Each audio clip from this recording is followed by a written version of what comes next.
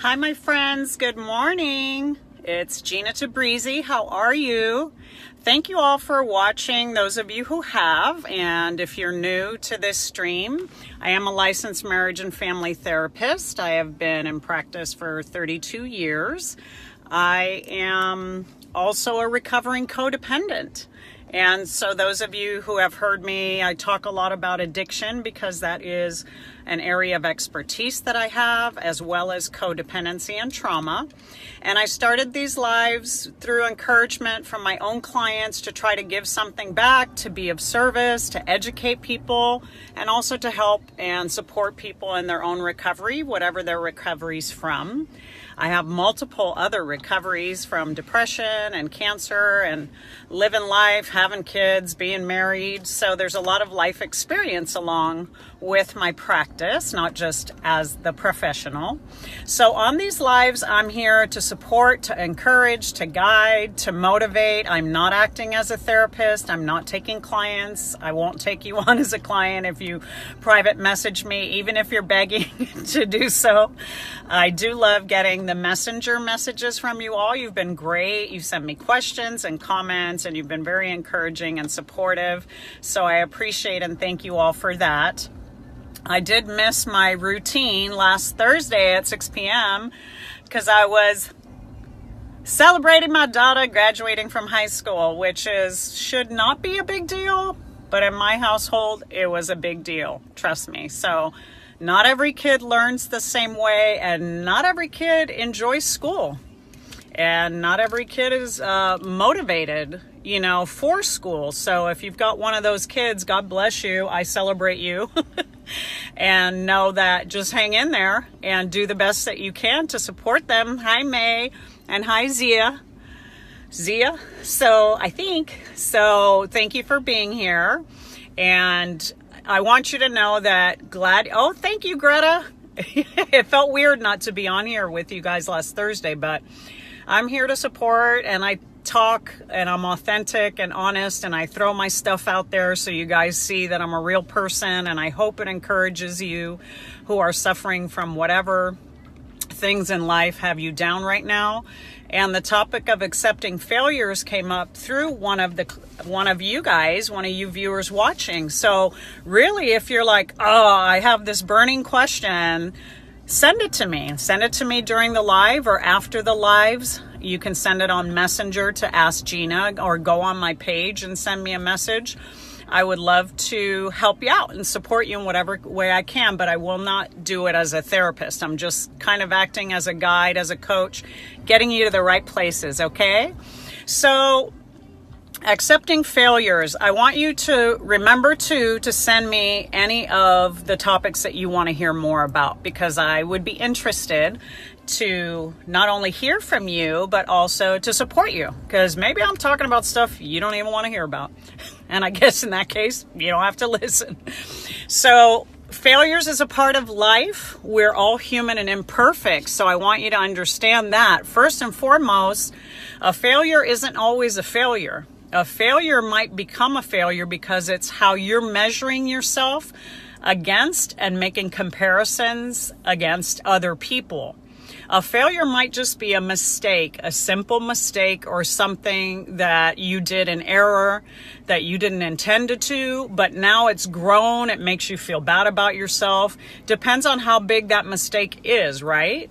So think of your failures as mistakes and think of them as lessons that you can learn from. Like, all of us screw up in life. Sometimes we're on that right path, and then out of desperation, a lot of people do things out of desperation. So I want you to understand, don't let your fear drive your decisions. Don't let your fear drive your decisions. If you are terrified because of money, you're in a financial bind, if you're in an unhappy relationship or marriage, the decisions about let me go steal or embezzle money, or let me take money from an account and not tell my partner, or let me cheat on my partner. These are things that people might do. They're mistakes that they make, errors in judgment that they make because they're afraid. And once you do that, it could set off a course of destruction in your life that you can't go back to.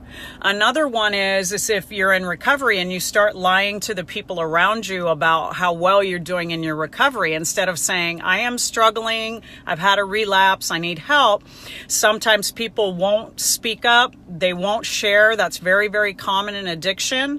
And then all of a sudden they're caught back in the trap of being addicted to that alcohol or substances again.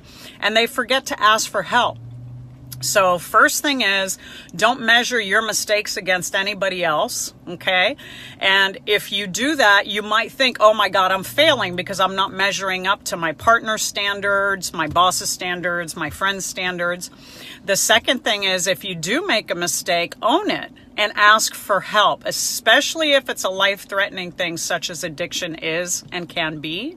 So right away, when something happens and something goes down, ask for help. Tell people, help, I'm struggling. I don't know what happened. I was doing so well, and now I'm just scared all the time, and I keep turning back to things that I shouldn't be doing, and I need your support. If you're in a relationship where you've started cheating or lying to that partner, or you're contemplating an emotional relationship with somebody else, you're already causing a problem. You're already committing to breaking the bonds of that relationship.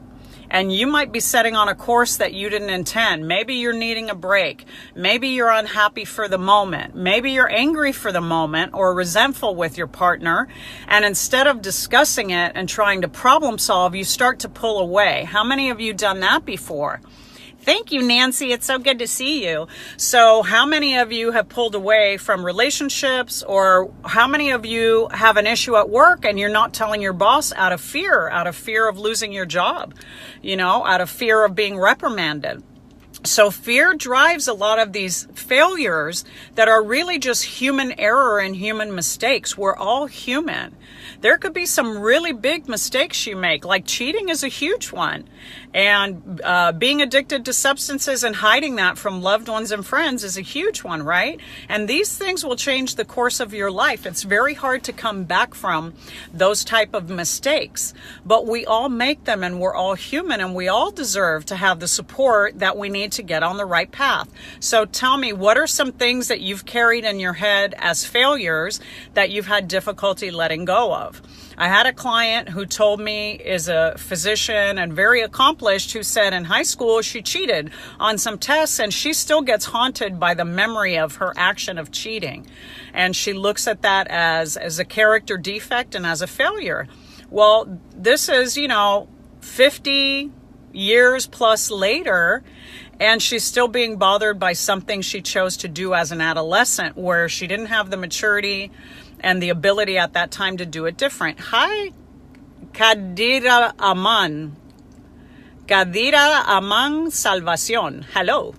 So I hope that you start to look at your mistakes and that you're gracious with yourself and say, I realize I'm screwing up, because we always know when we're getting it wrong. That's one thing about accepting your failures is I want you to understand you always know when you're getting it wrong, and you always know when you're getting it right.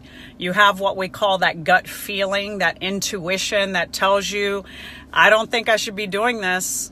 This isn't going to go well. I'm really nervous. I'm really scared. I'm really uncomfortable. Those are your cues that you're out of integrity with yourself, that you're about to make a mistake that's going to cause some pain. So start to look at those. Hi, Beatrice. Start to look at those red flags and say to yourself, maybe I need to rethink this decision, because this decision could be brutal and it could cost me to lose something that I really don't want to lose and that I'm not ready to lose. Tell me about some of those mistakes that you think you have. Go ahead and comment here if you want, or later, that you think you haven't been able to recover from. And oftentimes lying, cheating, stealing, these are very common things that happen to people, and they're errors that are very, very difficult to correct and come back from. And holding a secret. I want you to understand that's one place where a lot of us fail, is where we hold secrets from people that we love and care about, thinking we're protecting them. That's a whole other subject, because I talk about codependency, and that's the disease of codependency is I'm going to withhold feelings. I'm going to withhold comments. I'm going to withhold giving you information because I'm afraid it's going to hurt you. And in the end, we wind up hurting people that we love, okay? So I want you to think about if you're holding any secrets, and who are you doing that for? We always say it's to protect the other person, when in reality, it's really to protect ourselves. We're the ones that don't want to get hurt, and we're the ones that don't want to disappoint the other person that we're talking to. And that is at times can create a huge sense of failure. Is I failed my partner, I failed my friend, I failed my family by keeping and withholding these secrets and being dishonest. Tell me what you think about that. I'd love to hear from you. So I do appreciate that you engage, that you tell me your thoughts, your comments, your questions, that you're thinking about things that we're talking about on the live. And I love when you guys send me topics. And again, this was a topic that was sent in by somebody. So I hope some of these things are helpful to you, and that you're going to be thinking about looking at my mistakes, and if these are things that I can accept about myself. Thinking about being honest with people when you do make a mistake so that you can repair that, instead of letting it turn into a big fat failure that you beat yourself up with over the next 20 to 30 years, because you don't need to do that, right? And one of the things that happens is sometimes a mistake isn't really a mistake. It's a decision to make change.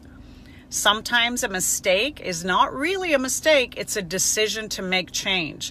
If we're unhappy in a relationship and we start going to someone else for emotional support, that could turn into a huge mistake, but it also might be that you are making a decision to change your existing relationship. You are deciding that you don't want to continue to feel unsupported and unhappy in your relationship. And since you're afraid to talk to your partner, you start talking to people outside of the relationship to get support for yourself. It's neither right or wrong, but you need to be aware, I need something to change. I've hit the point where I have to have change, or I can't take this relationship any further. Okay? Maybe those same decisions are happening at work. So if you start doing something outside of your character, maybe what you're really looking to do is create change in your life. Can you accept responsibility for that and say, hey, I need something to change because I'm now to the point where I'm so unhappy at my work, so unhappy with my family, so unhappy with my partner that I'm ready to leave all of it or step out of all of it so that I can start to feel joy again. That's a signal that you need change, okay?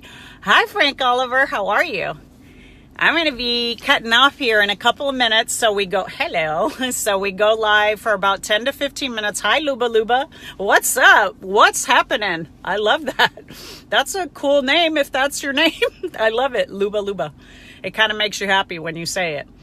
So I'm talking about accepting your failures, and the bottom line underneath all of that is saying sometimes when we make mistakes, a lot of it, our mistakes are not intentional. That's why they're called mistakes. We can learn from them for sure, but we have to accept responsibility for them. And also the other part is sometimes a mistake or an error in judgment is really a signal to yourself that you want your life to change, that you're not happy with the course of your life right now and you're wanting to do it different, but you're afraid to speak up to your partner, to your boss, to your friend, to your lover, and say, I need this to look different. I'm no longer happy in this situation. So what I'm going to encourage you to do is think about if you're carrying any deep-seated feelings of failure or disappointment that you've had in your life towards yourself, and start saying, these were lessons that I had to learn. These were moments that I needed to change and do something different in my life, and I just didn't have the ability to do it at that time. I couldn't do it any different. I did the best that I could with what I had available at the time, but now I know differently. Now I'm going to look at when I start making these mistakes or errors in judgment, I'm going to start looking at myself and saying, hey, dude, hey, girl, you need to step up to the plate and speak up. You're trying to create change in your life. When you keep secrets and hold secrets from people and hide things from people, these are great mistakes. But really, all you're trying to do is change the course of your life. Something in your life you're unhappy with and you're trying to change. So that's how I want you to think about it from at least from this perspective. And it's probably different than how you've thought about failure before, okay? So think of it as a lesson and think of it as learning, but learn from it. Don't just ignore it and repeat it, okay? Well, thank you all for tuning in. I'm sorry I couldn't be on here last Thursday. I was with my girl graduating. She was graduating. And then this Thursday, in 2 days from now, I will go live. So I will go live. We're going to kind of tackle the subject. And I kind of veered off more into change, which is the next subject that I want to tackle. So Thursday night at 6 p.m. my time, which is California, Pacific Standard Time. Check your clocks for what time you all are on. I really appreciate you all tuning in. I'm so grateful for you. If you didn't catch it or you're just jumping on now, it will be on Ask Gina Live, and you can go back and review it. And I hope it's helpful for you. And I wish you the best. Have an awesome day today, all right?